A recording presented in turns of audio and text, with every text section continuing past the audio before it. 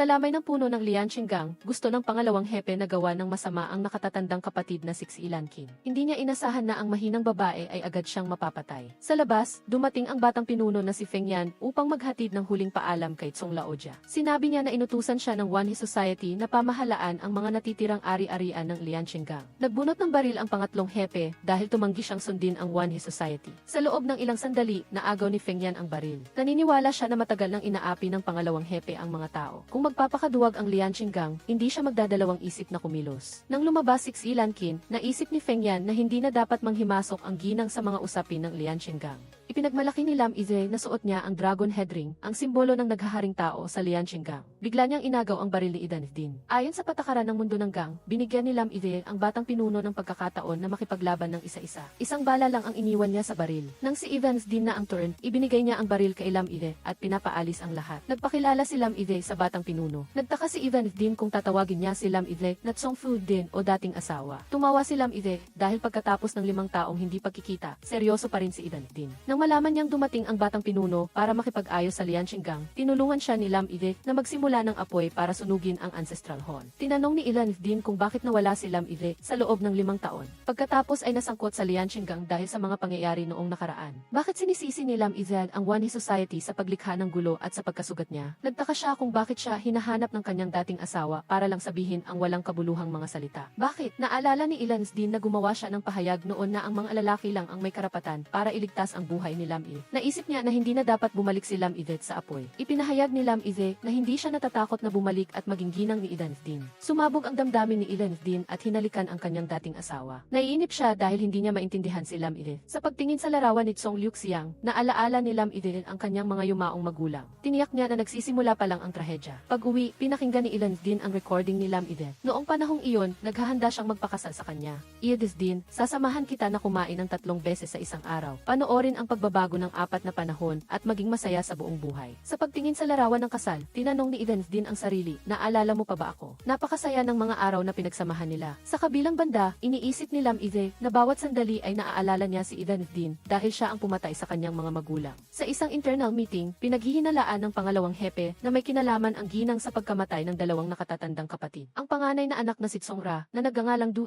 ay binaril para kontrolin ang lahat. Naisip niya na kung gusto ng kanyang inainahan na pamahalaan ang Lianqinggang, kailangan niyang patunayan ang kanyang kakayahan. Tiniyak ni Lam Ize na sa loob ng 3 araw, mababawi niya ang nightclub na inokupa ng Wanhee Society. Kung nabigo siya, kusang loob na ibibigay ni Lam Ize ang Dragon Ring. Sa kabilang banda, kung magagawa ni Lam Ize ang lahat ng kanyang sinabi, igagalang siya ng mga matatanda bilang pinuno ng gang. Sa Wanhee Society, nakilala ni Idansdin ang kinatawan ng Wanhee Society, si Tira Thuvan. Kinutya siya nito, hindi madali para sa iyo na maging batang pinuno mula sa isang alanganing anak. Nang makitang mapagmataas si Tira Thuya, nag-order ang batang pinuno ng pagkain para sa kanya. Lumabas na ito ay ang kamay ng gangster na ipinadala ni Thieu Vengu upang magdulot ng gulo sa Lianqinggang at sinaktan si Tsong Fu Dit, si Lam Ize. Binalaan ng batang pinuno kung patuloy na magiging mayabang si Kira Thuya. Sa susunod, ang kanyang kamay naman ang ibibigay ko. Nagpakita si Thieu Vengu ng mabuting hangarin at ibinigay ang lahat ng kredito sa batang pinuno. Kung ipapasa pa ng Lianqinggang si Xilanqin sa akin, galit na binasag ni Idansdin ang ulo ni Thieu Vengu. Ipinagbawal niya kay Tira Thuya na makialam sa mga usapin ng Lianqinggang.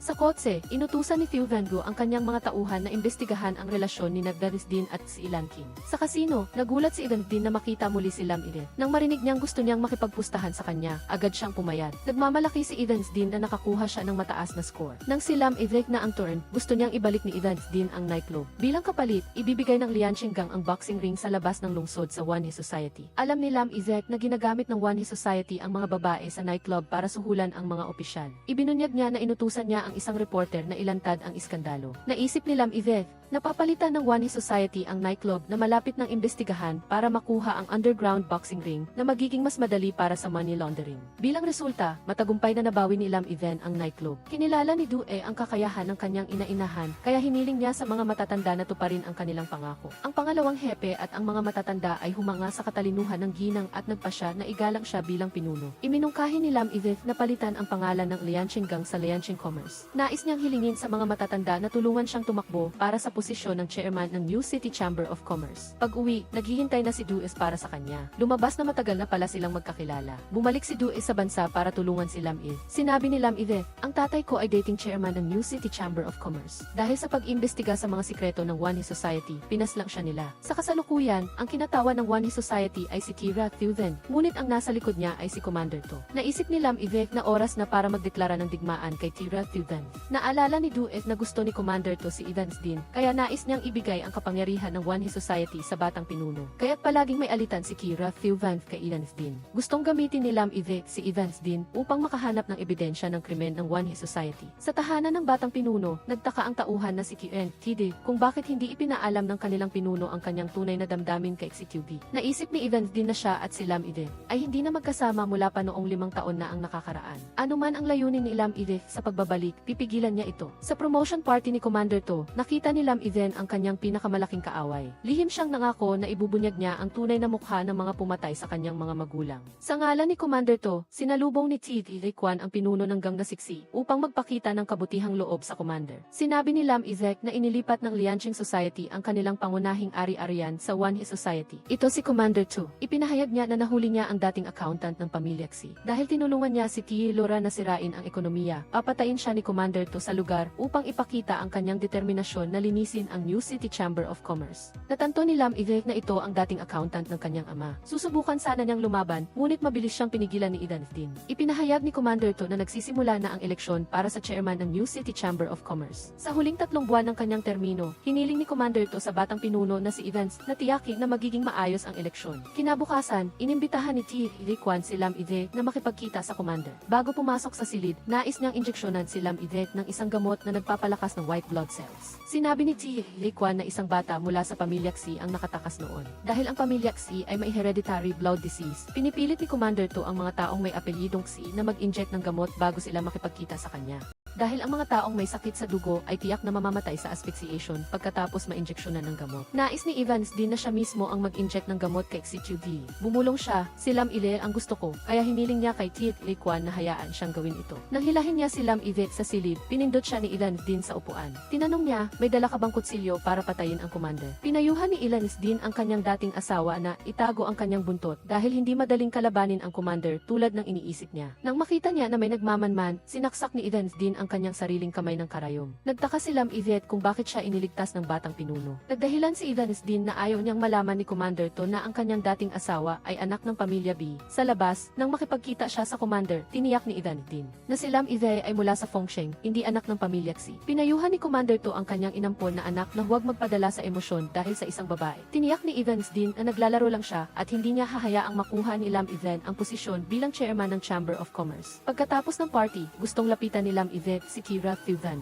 Nang makita niya na sinubukan ni Thuven na gawa ng masama si Lam Ivet, mabilis na pinigilan ito ni Ilan din. Pinaalala niya kay Thuven na ang kanyang babala ay may bisa pa rin. Pinilit ni Ilan din si Lam Ivet na utusan ang driver ng pamilya Tsong na ihatid siya. Ngunit nagkunwari siyang wala siyang driver para hilingin sa mabait na batang pinuno na ihatid siya. Sa daan, pinayuhan ni Ilan din ang kanyang dating asawa na huwag magplano laban kay Commander To. Nagtaka si Lam Ivet kung may damdamin pa ba ang kanyang dating asawa. Kaya, iniligtas at pinagsabihan niya siya. Siniksik ni Feng Yan si Lankin sa pintuan ng kotse. Tinanong niya, bakit pa siya atat maging kay Feng? Naisip ni Lankin kung bakit pa niya kailangang maghanap ng malayo kung nandyan lang si Feng Yan na mula sa pagiging ulila ay naging isang yaong marshal. Pinaalis ni Feng Yan si Miss Xi kasama si Zhang Sheng. Sino mag-aakala na umupa pala ito ng bahay sa tabi para maging kapitbahay niya? Sinabi ni Feng Yan na anuman ang layunin nito, pipigilan niya ito. Ibinunyag ni Lankin na hindi siya magiging maluwag sa mga taong pumatay sa kanyang mga magulang. Pag-uwi, binuksan ni Lankin ang listening device para pakinggan si Feng Yan. Sino mag-aakala na narinig niya ang sarili niyang boses? Laging pinapakinggan ni Feng Yan ang pag-amin ng pag-ibig ni Lankin.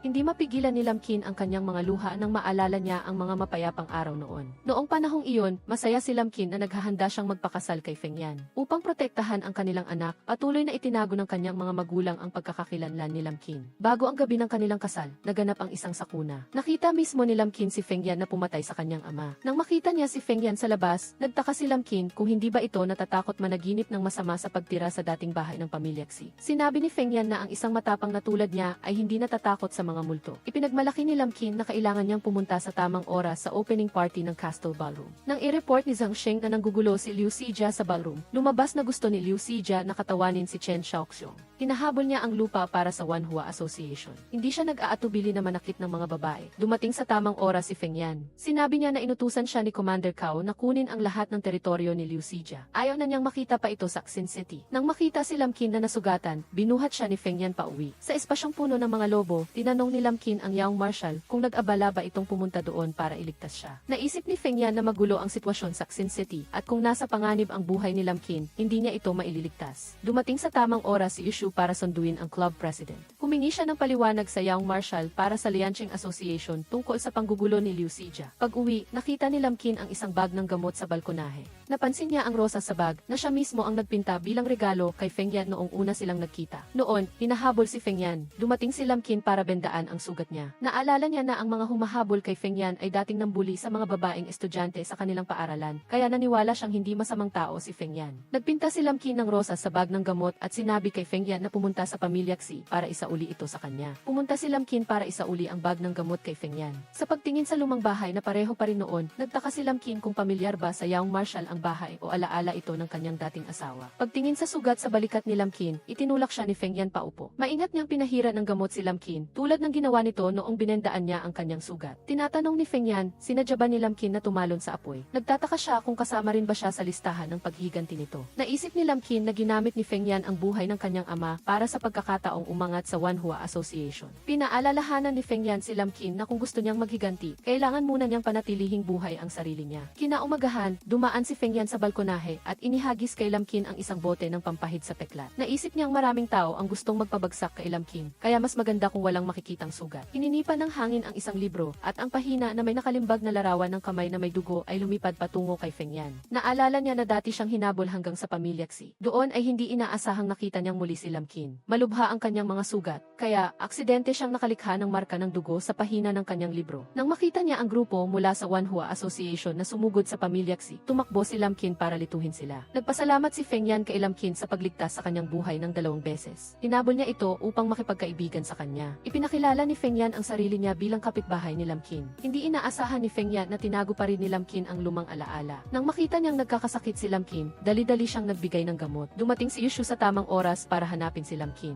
Nang makita silang kumakain ng magkasama, tumalon si Feng Yan sa bintana at sumalo. Sa harap ng Young Marshal, nagpakita si Yushu ng labis na pag-aalala kay Lam Qin. Nagbiro si Feng Yan na tuwang-tuwa siguro si Elder Song sa langit nang makita ang mabuting pagsasama ng mag-ina. Nang umalis si Feng Yan, ipinagmalaki ni Yushu na may nawala na naman na kargamento si Chen Xiaoxiu. Nakapagtataka na hindi ito gumawa ng ingay o nagulat. Sinabi ni Lam Qin na imbestigahan niya ang kasong ito. Kinaumagahan, pumunta si Feng Yan sa customs office. Sino mag-aakala na nauna nang dumating si Lam Qin para makipagkita kay Director Lee? Nang makita si Lam Qin na nakaakbay kay Director Lee, nagkunwari si Feng Yan na nakikipagkilala para hilahin ang kamay nito. Habang nasa banyo si Lam Qin, lihim siyang siniksik ni Feng Yan sa pader. Sinaway niya si Lam Qin dahil sa pagpapabaya sa panganib para lang imbestigahan ang kargamento ni Chen Xiaoxiu. Sinabi ni Lam Qin na pumunta siya para hilingin kay Director Lee na ipakilala siya kay Emre Xu. Ibinunyag ni Feng Yan na ang pamilya Xu ang nagbigay ng pabuya para sa paghahanap sa natitirang bata ng pamilya Xi. Inakala nilang ipinagkanulo ni Lam Qin ang kanyang pamilya. Naalala ni Feng Yan na bagong balik si Miss Xu sa bansa at dati na nilang nagkita ni Lam Qin. Sa opisina ni Director Lai, ipinagmalaki nito na inimbitahan na niya ang mag-inang Xu para makilala ang club president Xi. Naalala ni Lam Qin na 6 na taon na ang nakakaraan, nakipag-blind date si Feng Yan kay Miss Xu na ang pangalan ay Moran. Noon, dumating si Lam Qin para ipakilala ang sarili bilang nobya ni Feng Yan. Nang makita si Lam Qin, pakiramdam ni Moran ay pamilyar ito sa kanya. Inakala ni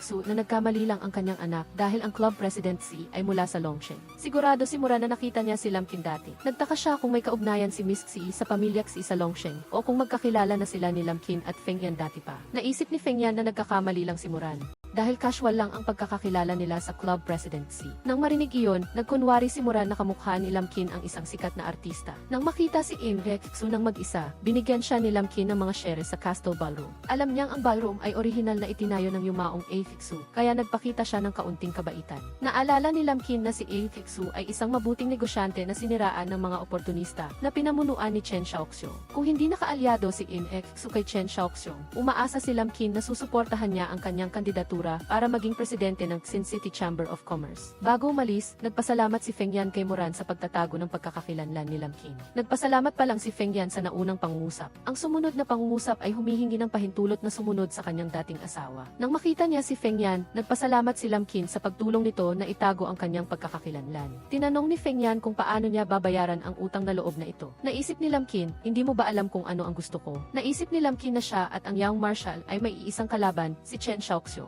Hula niya, gusto ni Commander Cao na si Chen Xiaoxiong ang maging presidente ng Chamber of Commerce dahil nag-aalala siya na lalong lumalakas si Feng Yan. Ihintayin ni Lam Qin na muling maging kaalyado niya ang Yaong Marshal. Sa kabilang banda, pinilit si Mura ng kanyang ina na mag-blind date. Pansamantala niyang ginawang boyfriend ang lalaking nasa tabi niya para tanggihan ang blind date. Sino mag-aakala na nagkamali pala si Mura ng pagkakakilanlan dahil si Song Yushu pala ang kanyang blind date. Nakatabi niya pala. Pagbalik para makipagkita kay Lam Qin, inireport ni Yushu na hinahanap ng Wanhua Association ang kargamento ni Chen Xiaoxiong.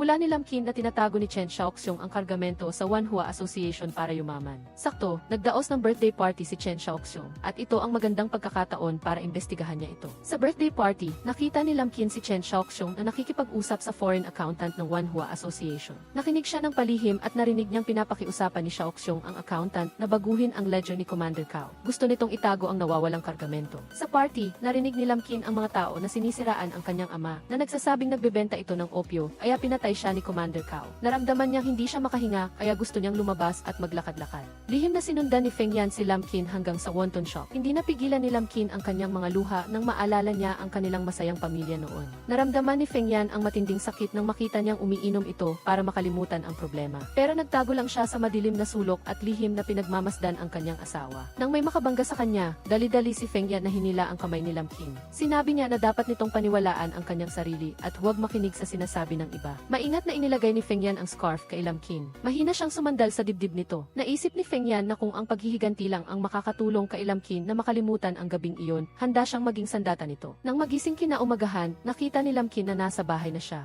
Tumingin si Lam Qin sa libro sa mesa. Curious siyang binuksan ito. Sino mag-aakala na itinago pa rin ni Feng Yan ang wedding photo nila dati? Bumaba si Feng Yan para mag-almusal. Nagtanong si Lam Qin kung may nasabi ba siyang hindi maganda nang malasing siya. Tinukso ni Feng Yan, umasa ka bang may mangyari sa ating dalawa? Nang makita ang kahihiyan ni Lam Qin, naisip ni Feng Yan na matagal na niyang hindi nakikita ang ganoong side niya. Nang makita ang tofu, biglang naalala ni Lam Qin ang mga alaala nila. Noon, inanyayahan niya si Feng Yan na panoorin ang play na tinatampukan niya. Sinabi ni Feng Yan na hindi siya pupunta, pero sumakay siya sa kotse para sunduin siya. Nagtago pa si Feng Yan ng rosas sa kanyang dibdib. Pinabayaan niyang si Lam Qin mismo ang makadiskubre nito. Para magpasalamat, dinala ni Lam Qin si Feng Yan para kumain ng matamis at masarap na tofu. Tinanong ni Lam Qin si Feng Yan kung may napinsala na ba siya. Kung mayroon kang pinagdadaanan, sabihin mo sa kanya. Ipinahayag ni Q Fifi na wala siyang ginawang labag sa kanyang konsensya. Umisi si Jigsuan at nagpaalam. Paglabas, hindi niya nakita si Kim Mingming. Sinabi niya kay Chen Xiaoxiong na kumuha ng papel mula sa isang bulletin board. Ipinapalagay ni Kim Mingming na ito ay isang uri ng coded communication. Maaaring gusto ni Chen Xiaoxiong na sakupin ang isang kargamento bago ang Wanhee Society upang magkaroon ng kalamangan sa pagtakbo para sa posisyon ng chairman. Opo, ito si Su King, isang miyembro ng lihim na organisasyon. Kung gayon, si Q Fifi ay isang espiya na ipinadala upang lapitan ang commander. Sinabi ni Q Fifi na makikipagtulungan siya kay Jigsuan upang imbestigahan ang kargamento ni Chen Xiaoxiong. Pinabilis ni Su King si Q Fifi. Pagsisiyasat sa ebidensya ng krimen noong nasa termino pa ang commander. Inimbitahan si Chen Xiaoxiong sa isang party. Lihim na nakuha ni Jigsuan ang isang piraso ng papel mula sa bulsa ni Chen Xiaoxiong. Ito ay isang serye ng mga code. Sinabi ni Kim Mingming na kailangan niya ng isang template upang malutas ang code. Naisip ni Jigsuan na kailangan niyang makahanap ng paraan upang makapasok sa bahay ni Chen Xiaoxiong upang hanapin ang template. Sa labas ng party, ginamit ni Jigsuan ang kanyang beauty trap para iwi siya ni Chen Xiaoxiong. Upang mapasaya ang babaeng mahilig magbasa, dinala ni Chen Xiaoxiong ang lahat ng libro na mayroon siya para kay Jigsuan habang umiinom siya ng alak at nagbabasa. Lihim na nilagyan niya ng pampatulog ang alak bago iyon. Inisip ni Chen Xiaoxiong na kung pupunta si Q Fifi upang iligtas si Jigsuan, nangangahulugan ito na ang babaeng ito ang kahinaan niya. Sa kabilang banda, narinig ni Q Fifi ang balita na umuwi si Jigsuan kasama si Chen Xiaoxiong. Agad siyang nagmaneho patungo sa bahay nito. Siya lang mag-isa ang nagpatumba sa lahat ng alipores ni Chen Xiaoxiong. Itinutok ni Q Fifi ang baril sa ulo ng lalaking iyon. Ipinahayag ni Q Fifi na si Jigsuan ay kanyang babae. Pinatulog niya si Chen Xiaoxiong at binuhat si Jigsuan pauwi. Sa pagtingin sa pag-aalala ni Q Fifi, hindi na nagawa ni Jigsuan na ituloy ang pag-arte. Sinabi niya na hindi siya tanga para hayaang lagyan siya ng gamot ni Chen Xiaoxiong. Sinisi ni Q Fifi si Jigsuan sa paglalaro ng kanyang buhay at kusang loob na ibinigay ang sarili sa bibig ng pusa. Nagtaka si Jigsuan. Sinabi ni Q Fifi na siya ay kanyang babae. Hindi ba siya natatakot na madamay? Inakala niya na mas mabuti na mamatay siya para sa kinabukasan ng Marshal.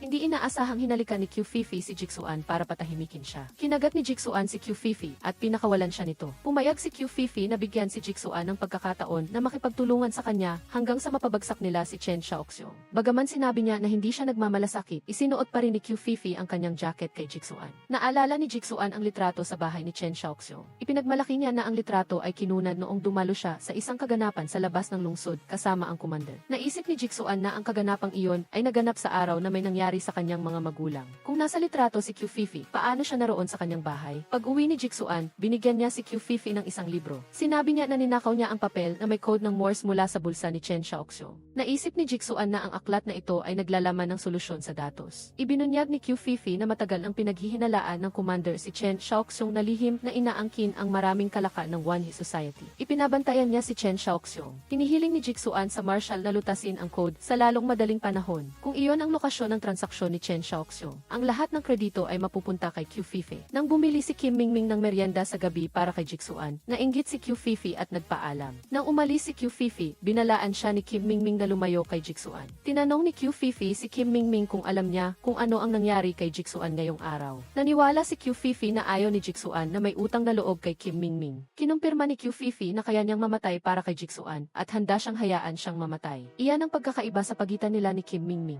Maagang umaga, nagpunta si Kim Mingming para sabihin na si Q-Fifi ay nasa Jinmen Warehouse. Ngunit pinalibutan na ni Chen Xiaoxiong ang Jinmen Warehouse. Sa takot na mahulog si Q-Fifi sa bitag, sinabi ni Jigsuan kay Kim Mingming na ipunin ang kanyang mga tropa doon. Tulad ng inaasahan, nahulog si Q-Fifi sa bitag ni Chen Xiaoxiong at pumunta sa bodega. Tinanong ni Kim Mingming si Jigsuan para iligtas ang kaaway, handa ka bang isakripisyo ang iyong buhay? Sinabi ni Jigsuan na noong naganap ang insidente ng pamilya Xi, wala si Q-Fifi sa Xinjiang. Bukod pa rito, kung namatay si Q-Fifi, mahuhulog ang Xinjiang sa mga kamay ni Chen Xiaoxiong. Sinabi ni Jigsuan kay Kim Mingming na manatili sa labas at magbigay ng suporta. Ayaw niyang ipagsapalaran niya ang kanyang buhay para sa kanya. Ang sinabi ni Jigsuan ay nagpaalala kay Kim Mingming sa pagkakaiba sa pagitan niya at ni Q-Fifi. Pumasok si Jigsuan mag-isa upang iligtas si Q-Fifi. Nakita niya ang anino nito na nakahiga sa lupa at lumapit siya sa takot. Hindi inaasahang hinila siya ni Q-Fifi. Nang makita na ligtas siya, lihim na natuwa si Jigsuan. Ibinunyag ni Q-Fifi na pinasuot niya ang kanyang damit sa ibang tao upang malinlang si Chen Xiaoxiong.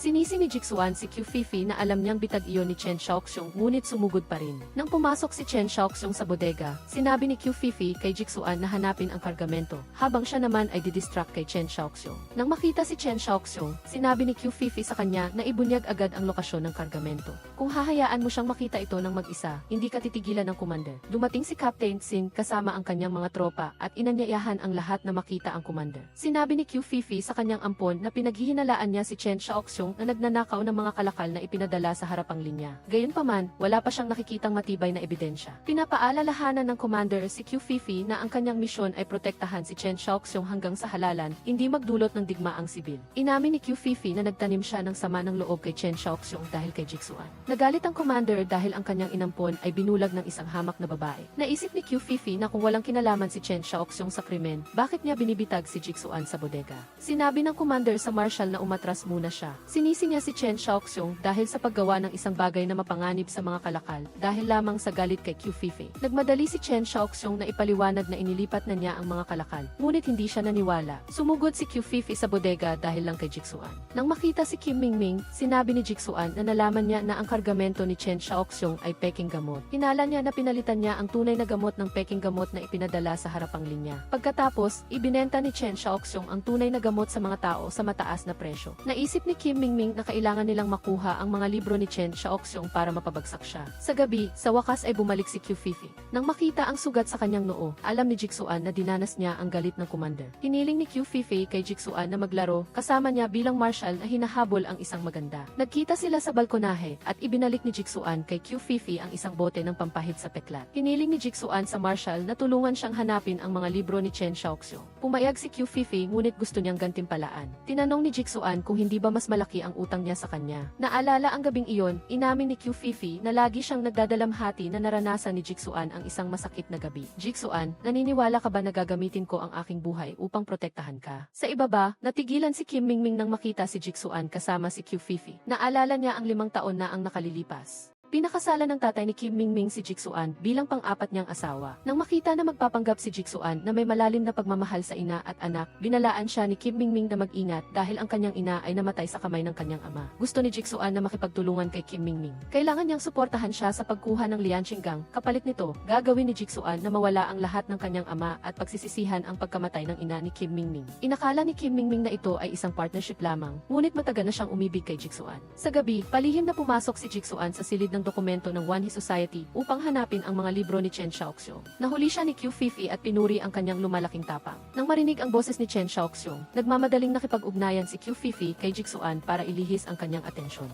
Gayunpaman, pagkatapos umalis ni Chen Xiaoxiong, hindi pa rin pinakawala ni Qiu Fifi si Jixuan mula sa kanyang mga bisig. Mahigpit niya itong hinawakan sa lamesa. Sa sandaling hindi nag-iingat si Jixuan, kinuha niya ang ebidensya mula sa kanya. Sinabi ni Qiu Fifi na pumayag siyang tulungan si Jixuan na makuha ang mga libro ni Chen Xiaoxiong, ngunit hindi niya papayagan na ilantad niya ang Wanhee Society. Ipinahayag ni Jixuan na bukas, ibabagsak niya si Chen Xiaoxiong. Sa halalan, si Im Hexu ang unang tumuto sa pagtanggap ni Chen Xiaoxiong sa posisyon ng chairman. Nang dumating ang customs director para arestuhin si Chen Xiaoxiong para sa investigasyon para sa katiwalian at smuggling, inilabas ni Kim Mingming ang mga libro ni Chen Xiaoxiong tungkol sa pagbebenta ng peking gamot. Sinabi ni Jixuan na ang tunay na gamot na ninakaw ni Chen Xiaoxiong ay kinumpiska na ng customs. Ang lahat ay tumugma sa mga trading book. Inirekomenda ni Im Rexu si Jixuan bilang chairman ng Xinjiang Chamber of Commerce. Naisip ng commander na si Miss Xi ay nagmula sa layang Xingang at baka maraming tao ang hindi sumuporta sa kanya. Naisip niya na si Marshal Qiu ay mas angkop para sa posisyon ng chairman. Binigyan ng commander ang lahat ng 5 araw upang piliin ang pinakaangkop na kandidato. Hiniling niya kay Jixuan na magkita sa bodega. Nais ni Qiu Fifi na bigyan siya ng isang espesyal na regalo. Pinasabog niya ang peking gamot ni Chen Xiaoxiong. Minsan sinabi ni Jixuan na ang pinakamagandang paputok ay ang pagsabog ng lahat ng bagay ng mga nananamantala sa mga tao. Ibig sabihin ni Lam Kham, anong ginamit ni Cho ng utos upang iwanan ni Feng Yan ang buhay at kamatayan ng pamilya Xi para magtrabaho para sa kanya. Pinayuhan ni Feng Yan si Lam Kham na maniwala sa mga bagay na tingin niya ay tama. Kailangan lang tandaan ni Lam Kham na hindi niya kailanman sasaktan siya. Ngunit nakita ng utos ni Feng Yan, siniguro ni Fiu kung na hindi niya ipagkakanulo ang kanyang sarili sa pagpupuslit sa ilalim ng utos ni Cho ng utos. Ipinapalagay ni Fiu kung na ang mga libro ay nalik mula sa Van Ho Hoi at hinuhulaan niya na si Feng Yan ay may kasunduan sa pamilya Xi. Binigyan ng utos ni Cho ng utos si Fiu kung ng pagkakataong tumakas at inutusan niya si Tan Nikwan na muling imbestigahan si Lam Kham at sabay na tinawag si Feng Yan upang patayin ang mga natitirang tao sa pamilya Tran at pagkatapos ay sisihin si Lam Kham.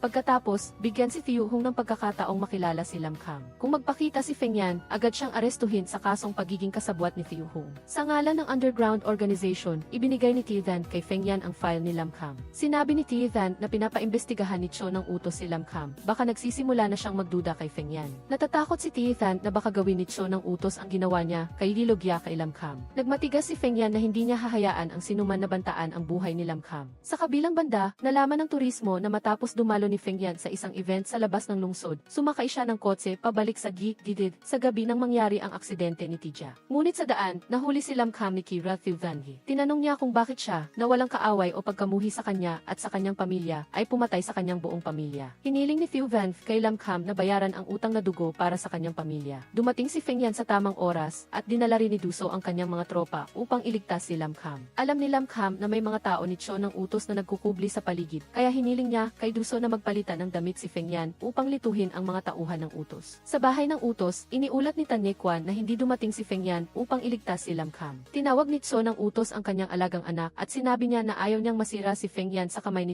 Lam Kham. Ipinahayag ni Feng Yan na siya ay pansamantalang interesado lamang sa kanya. Inutusan ni Cho ng utos si Feng Yan na patayin si Lam Kham at sisihin si Kira Thiuvan. Pumunta si Feng Yan sa nightclub para uminom upang gumaan ang kanyang loob at nagkataong nakita si Lam Kham. Inanyayahan niya itong sumayaw. Sa espasyong puno ng mga bula, ang mga mata ni Feng Yan ay puno ng pagmamahal kay Lam Kham. Lam Kham, ano man ang mangyari, kailangan mong maniwala sa akin. Kung maaari, tatapusin natin ang ating naudlot na kasal noon. Magpakasal ka sa akin, Lam Kham. Bago pa man maintindihan ni Lam Kham ang nangyayari, biglang dumating si Ikwan kasama ang kanyang mga tropa. Sinabi niya na siya ang mamumuno sa halalan para sa posisyon ng chairman ng Commercial Association sa ngalan ng utos. Tinawag ni Lam Kham si Duso para dalhin si Kira Thiuvanhi. Sabi niya, ang kriminal na si Kira Thiuvanhi ay nakataka sa harap ng utos at ng batang general. Kung si Feng Yan ay mananalo, ang Lian Danhoy ay hindi magiging masaya. Ngunit naglabas si Ikwan ng warrant of arrest para kay Lam Kham para sa pagpatay sa 27 katao sa pamilya B. Sinunod ni Feng Yan ang utos ng kanyang amain at itinutok ang baril kay Lam Kham. Sinabi niya na ang warrant of arrest ay dapat sundin, ngunit si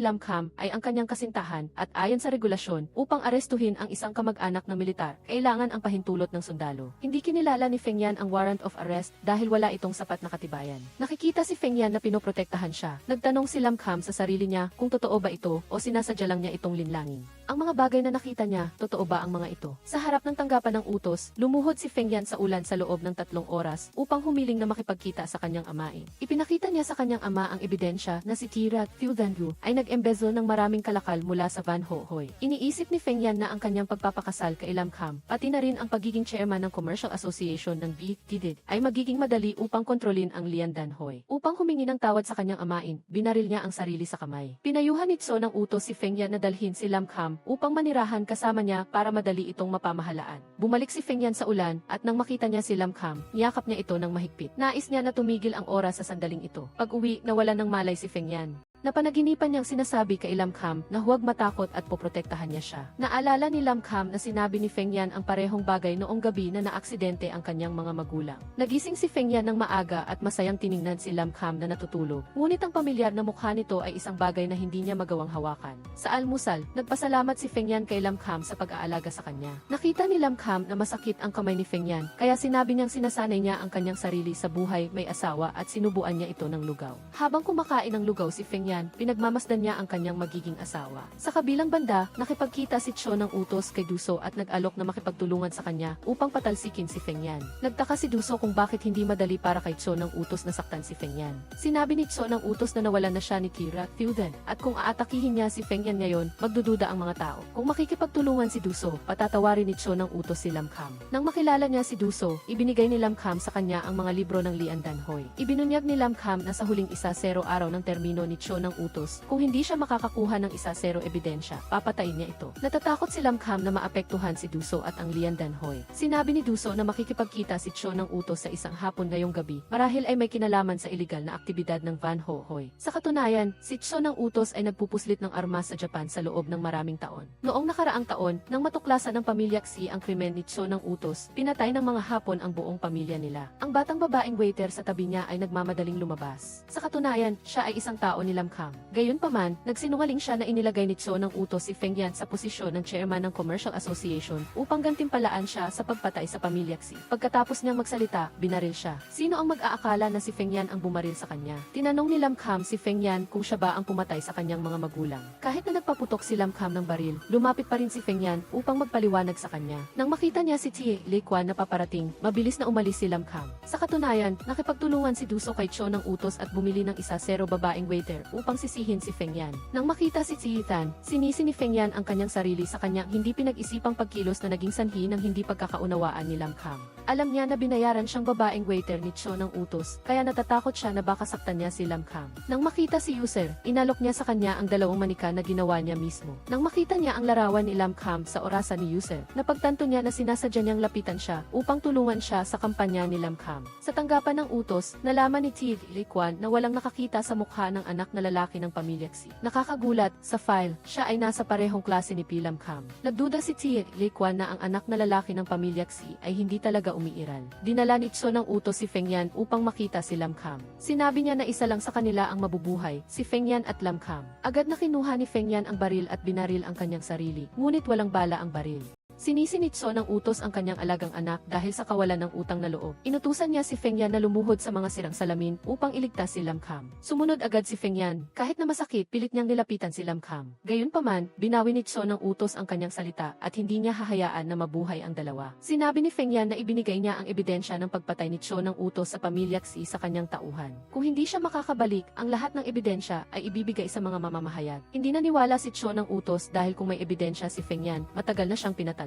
Upang patunayan, tinawag ni Feng Yan ang kanyang tauhan upang dalhin ang ebidensya. Ito ay kalahati ng isang recording na may boses ni Tilogya. Sinabi ni Feng Yan na itinago niya ang huling bahagi ng recording sa ibang lugar. Sumang-ayon si Tso ng utos. Binigyan niya si Feng Yan ng isang araw para dalhin ang ebidensya sa kanya. Paglabas, ibinunyag ni Feng Yan na walang huling bahagi ang recording. Nagkunwari siyang may sikreto upang makahanap ng paraan para mabuhay. Tinanong ni Lam Kham si Feng Yan kung sino ang pumatay sa kanyang mga magulang. Bilang sagot, dinala ni Feng Yan si Lam Kham sa puntod ng kanyang mga magulang. Sinabi niya na inilibing niya ang mga buto ng mga magulang ng kanyang asawa, ngunit hindi niya nagawang isulat ang kanilang mga pangalan. Palagi niyang hawak ang litrato ng pamilya noong nakaraang taon. Umiyak si Lam Kham sa awa para sa kanyang mga magulang. Ibinunyag ni Feng Yan na ang pumatay sa kanyang tunay na mga magulang ay si Cho ng utos. Sinubukan niya ang lahat ng paraan upang lapitan siya. Sino ang mag-aakala na ang unang misyon na ibinigay ni Cho ng utos sa kanya ay patayin ang pamilya Xi? Noong araw na iyon, dinala ni Cho ng utos si Feng Yan sa labas ng lungsod. Alam niyang mas maaga niyang aatakihin ang pamilya Xi kaysa sa plano, kaya nagmamadali si Feng Yan na bumalik ngunit huli na. Upang protektahan ang dalawa niyang anak, hinawakan ng ama ni Lam Kham ang kamay ni Feng Yan at sinaksak ang kanyang sarili. Nang marinig ang mga yabag, mabilis na itinago ni Feng Yan si Lam Kham sa ilalim ng kama. Sinabi niya na nakatakas ang anak na lalaki ng pamilya Xi upang lituhin si Ti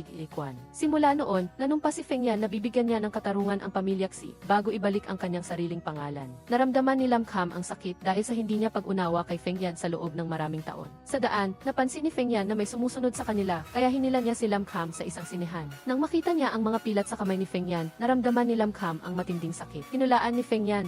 Iniwan ni Chen Shaoxiong ang ebidensya upang magkaroon ng sariling daan. Ang unang hakbang ay gawing salungatin ni Chen Shaoxiong si Pangulong Tao. Sa entablado, naalala ni Lan Qin ang dulang ipinangalan niya kay Feng Yan. Nang muling makita si Lan Qin sa ilalim ng spotlight, hindi napigilan ni Feng Yan ang pag-iyak. Lumapit siya sa dalaga gaya ng dati at binigyan siya ng matamis na halik. Pag-uwi, sinabi ni Lan Qin kay Du Shu na hindi pinatay ni Feng Yan ang kanyang mga magulang. Hinamon ni Lan Qin si Du Shu na suhulan ang bartender upang dayain siya roon upang magkaroon ng di pagkakaunawaan kay Feng Yan. Hindi sinisisi ni Lan Qin si Du Shu dahil siya mismo ang nagpasok sa kanya sa sitwasyong ito. Ngunit umaasa siya na, huwag kang makipagsabuatan pa kay Tut Hee Zed. Sa pagbisita kay Kira Fildan, inihayag ni Idads din na isa siyang itinatapong piyesa. Ayon sa paraan ng trabaho ng commander, ang mga patay ang pinakatahimik. Naniniwala si Fildan na poprotektahan pa rin siya ng commander. Ngunit sa kalooban ay nag-aalala at natatakot siya. Sa kabilang banda, pinuntahan ni Hin si Tut Hee Zed. Sinabi niya na ipinadala sa kanya ni Kira Fildan ang tape na may boses ni Tilo. Gayunpaman, putol-putol ang recording kaya walang naintindihan si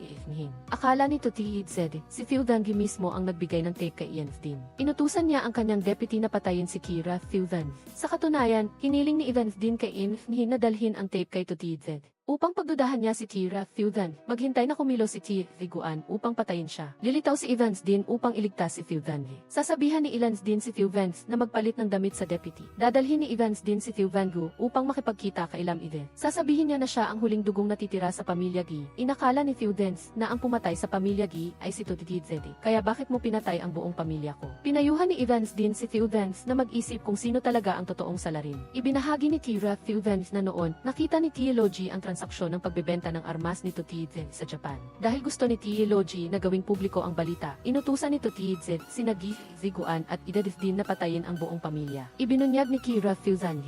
Nilingid niyang naitala ang lahat ng transaksyon sa kalakalan ng commander. Ngunit mayroon siyang iningatang notebook na naglalaman ng lahat ng transaksyon sa likod ng mga eksena. Pinakiusapan ni Evans din si Fildan na magtago muna rito. Kapag dumating ang tamang oras, palalayain niya si Fildan. Ngunit ayon kay Fildan, kinuha ni Lam Ide ang ebidensya ng krimen ng commander. Sinabi ni Evans din na ibibigay niya ang ebidensya sa kanyang organisasyon upang mahuli ang commander. Ibinunyag niya na kapag natapos na ang lahat, makakasama niya si Lam Ide magpakailanman. Sa pakikipagkita kay Ethan, sinumite ni Evans din ang mga naitalang transaksyon ng commander. Sinabi ni Ethan na dapat may kaukulang log ng transaksyon upang masentensyahan ang commander. Naisip ni Evans din na magpapanggap siyang anak ng pamilya D upang dayain ang commander na magkaroon ng kapabayaan. Ang pagbubuwis ng sarili ang tanging paraan upang protektahan si Lam E. Sa pag-uwi, sinabi ni Evans din na inayos na ng organisasyon ang plano para iakusa ang commander. Malumanay na niyakap ni Evans din si Lam Ide. Nang tumunog ang orasan sa pagpasok ng bagong araw, binati ni Evans din ang kanyang kasintahan. Lam Ives, papayag ka ba na pakasalan ako muli? Maligayang tumango si Lam Ide habang nasa piling ni Evans din. Samantala, pinuntahan ni Due ang commander. Nalaman niya na si Evans din ay may bihirang sakit sa dugo na tumutugma sa genetic disease ng pamilya Gi. Inakala niya na pitrotektahan ng matandang Pi ang kanyang anak. Kaya pinayagan niya si Evans din na maging ampon sa pamilya Dan. Nangako si Due na papatayin niya si Evans din para sa commander. sa kondisyon na ligtas si Lam Eden. Sa isang restaurant, maalalahanin na naghanda si Evansdeen ng mabangong bulaklak para sa kanyang asawa. Bilang si Evans, gusto ni Lam Eden na magrenta ng maliit na bahay at tuwing hapon paglubog ng araw, magkasama silang bibili ng pagkain. Sumang-ayon si Evansdeen na pagkatapos nilang pabagsakin ang commander, gagawin nila ang bawat bagay na iyon. Tumugtog si Evansdeen para sa kanyang asawa habang iniisip niya, Lam Eden, sa buhay na ito ay nagkulang ako sa iyo. Sana sa susunod na buhay, makasama pa rin kita. Sa sandaling iyon, natuklasan ng commander na patay na si Keith Iguan. Lalo siyang naniniwala na si Evansdeen ay anak ng pamilya B. Si Evansdeen mismo ang nagluto ng agahan para sa kanyang asawa. Pinayuhan niya si Lam Eden na kumain ng maayos, huwag mag-diet. Bukod pa rito, nabanggit niya na mayroon pa siyang pera sa central bank at sa safe. Hiningi ni Evansdeen sa kanyang asawa na siya na ang mamahala ng kanyang mga ari-arian. Biglang inantok si Lam Eden at nahulog sa yakap ng kanyang asawa. Upang protektahan ang kanyang asawa, nilagyan ni Evansdeen ng pampatulog ang sabaw. Lam Eden, humihingi ako ng tawad. Dapat mo akong patawarin, ha? Mahal kita, Lam Eden. Sa ibaba, naghihintay si Dudo upang hulihin si Evansdeen. Pinayuhan ni Due si Evansdeen na huwag nang lumaban ng walang silbi. Kung susuko si Evansdeen, palalayain ng commander si Lam Eden. Sa kulungan, pilit na pinapaamin ni Due si Evansdeen sa mga kasabwat niya. Ibinunyag ni Evansdeen na hawak ng iba ang mga telegrama sa smuggling ng commander. Naniniwala siya na malapit na nilang makita ang logbook ng transaksyon upang hatulan ang commander. Nakita niyang hindi umamin si Evansdeen. Malupit na ginamit ni Due ang pagpapahirap upang tingnan siya ng commander sa ibang paraan. Samantala, nagising si Lam Eden at nakita ang sulat na iniwan ni Evansdeen. Pinayuhan niya ang kanyang asawa na huwag siyang hanapin at sa halip ay umalis agad sa Keith. Nangako si Evansdeen na ipaghihiganti niya ang mga magulang ni Lam Eden. Kung may susunod na buhay, gusto niya lang maging isang ordinaryong mag-asawa kasama si Lam Eden. Sa pier, handa nang umalis si Ehinhin patungo sa ibang bansa, ngunit inaasahan pa rin niya ang Yusef. Dumating siya ngunit nagpaalam lamang mula sa malayo. Habang malungkot na sumasakay si Ehinhin sa barko, dumating ang kanyang pamilya at sinabi na kinugkob ng commander ang Liansheng Society at ang pamilya Dan. Nagmamadaling tumakbo si Ehinhin upang hanapin ang Yusef. Nang makaalis ang commander sa bahay, palihim na pumasok si Lam Eden sa kulungan upang iligtas ang kanyang asawa. Napaluhod siya sa pag-iyak dahil akala niya ay huli na siya. Nagising si Evansdeen dahil nangako siyang hindi niya iiwan si Lam Eden. Bago iyon, nakipagsabwatan siya kay Dudu upang magpanggap sa harap ng commander. Gustong samantalahin ni Evansdeen ang takot ng commander sa pamilya Gi na magdadala sa kanya ng logbook ng transaksyon upang umalis sa Gitide. Akala ng commander na natapos na si Evansdeen nang iturok niya ang gamot sa dugo. Gaya ng inaasahan, kinuha niya ang logbook sa transaksyon sa kulungan ng aso. Agad na nagtapat si user. Gayunpaman, maaga nang naghanda ang commander dahil sa kanyang pagiging mapaghihinala. Nagmamadaling tumakas si user ngunit walang bala ang kanyang baril. Sa kritikal na sitwasyon, dumating si Evansdeen upang iligtas siya. Hinabol ni Duin ang commander. Mula sa likuran, bigla siyang binaril. Tamang-tama na tumakbo si Ehinhin at hinarang ang bala para kay Duin. Pilit na inihayag ni Ehinhin ang kanyang damdamin sa lalaking mahal niya. Duin, kung gusto mong protektahan si Lam Eden, poprotektahan kita. Kahit nagsimula tayo sa isang pagkakamali, hindi ako nagsisisi. Tumakbo ang commander sa pier ng ilog at hinarangan siya ni Lam Eden. Hiniling ni Lam Eden sa commander na bayaran ang buhay ng kanyang mga magulang. Bago siya makapagpaputok, si Theo Vance na ang kumuha ng buhay ng commander. Bago siya bumagsak, nagawa pa niyang barilin si Lam Eden sa dibdib. Nang makitang nahulog si Lam Eden sa ilog, sumunod din si Evansdeen. Nagbalik ang kapayapaan sa Gitide. Nagpadala si Ehinhin na buhay pa ng sulat mula sa ibang bansa sa user. Ang commander ay nahatulan ng pagtataksil. Nabigyan din ng katarungan ang mga inosente. 3 taon pagkatapos, nagmamaneho si Due sa kalsada at bigla siyang nakarinig ng boses ni Lam Eden. Pagkatapos ng lahat ng pagsubok, nagkasama rin sila sa wakas at namuhay ng payapa at masaya. Dito nagtatapos ang pelikula. Mag-subscribe sa channel upang sundan ang mga susunod na kwento sa Kin Review Film.